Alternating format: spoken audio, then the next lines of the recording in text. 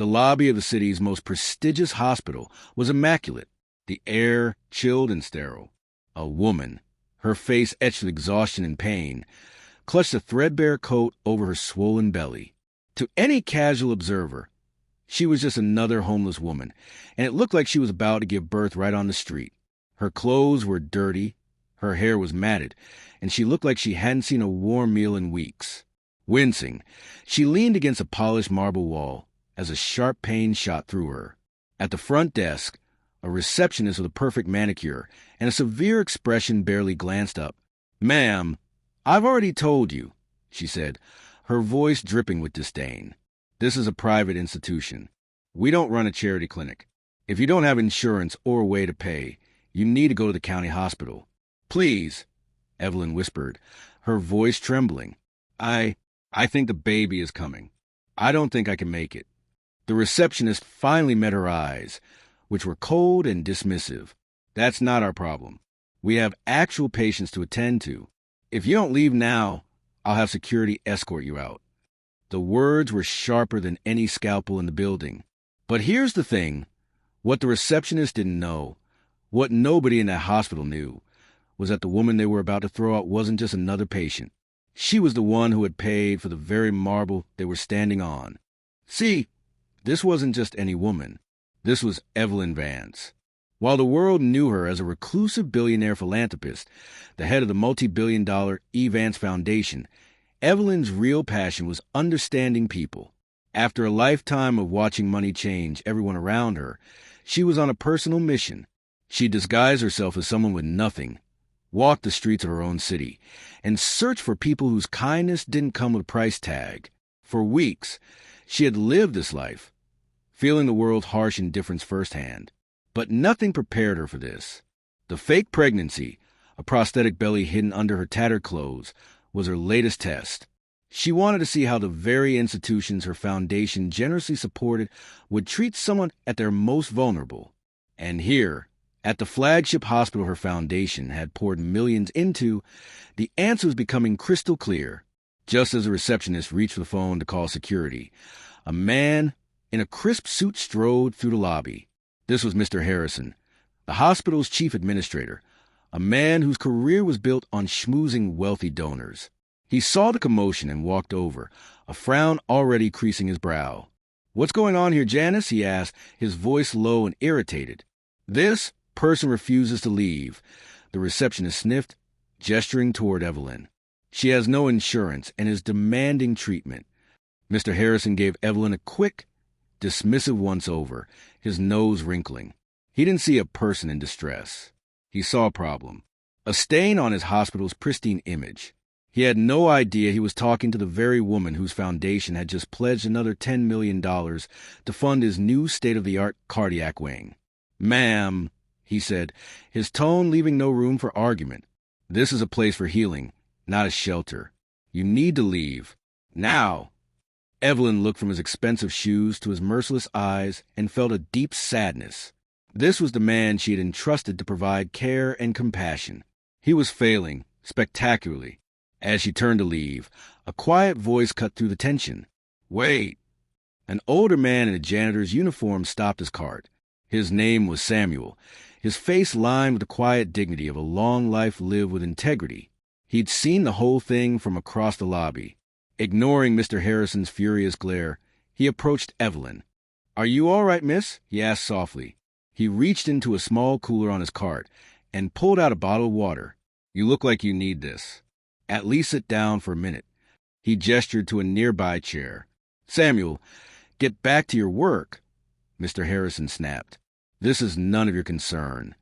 Samuel didn't flinch. He looked the hospital administrator right in the eye. "With all due respect, sir, she's a human being in pain. That should be everyone's concern, especially in a hospital."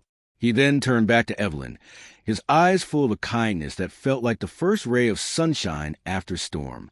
"I'm so sorry," he whispered. "They shouldn't be treating you like this." Evelyn took the water, her hands shaking. "Thank you," she said, her voice thick with emotion. And just like that, in a world of cold marble and even colder hearts, she'd found him, a single, kind soul, But just as Evelyn was about to say something, the lobby erupted in chaos. A nurse burst out from the elevators, her face pale with panic. "Mr. Harrison, it's the cardiac wing." There was a massive power surge. The backup generator failed, and the primary circulatory regulator is completely fried. Harrison's face went white. "What?" "That's impossible. That equipment is brand new. It's destroyed, sir. We need a full replacement unit, or we'll have to evacuate the wing. We have 3 post-op patients who won't survive a transfer. The manufacturer said there's only 1 replacement unit in the entire country, and it's held in a private reserve by the tech company that designed it. That company was Vance Medical Technologies, Evelyn's company." Mr. Harrison fumbled for his phone, his hands trembling as he dialed. His arrogance dissolved into raw desperation. "This is Mark Harrison, Chief Administrator at City Central Hospital. We have a catastrophic failure. We need the Aurelius 7 circulatory regulator." "Yes, I know it's on reserve. This is a life-or-death emergency. Who do I need to speak to?" "I'll pay anything." There was a pause. Harrison listened, his knuckles white. "The owner? You can't just patch me through to the owner." "Who is it?" He listened again, a look of pure confusion spreading across his face. "Evelyn Vance? I don't understand. I have a meeting with her foundation next week."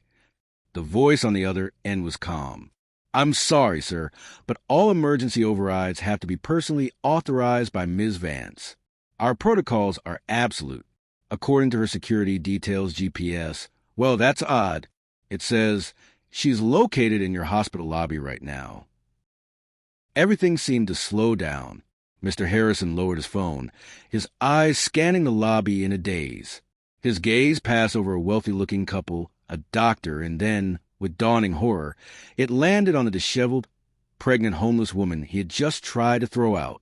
But she wasn't slumped in defeat anymore. She stood tall, her entire posture transformed. With a calm, deliberate motion, she pulled a top-of-the-line smartphone from a hidden pocket in her tattered coat. She looked at Mr. Harrison, her eyes no longer timid but sharp and commanding. "You were looking for me?" Evelyn Vance asked, her voice clear and strong, echoing in the now silent lobby. The receptionist, Janice, gasped. Samuel, the janitor, just stared, his mouth open. Mr. Harrison looked like he'd seen a ghost. "You can't be—" "Can't I?" Evelyn took a step forward.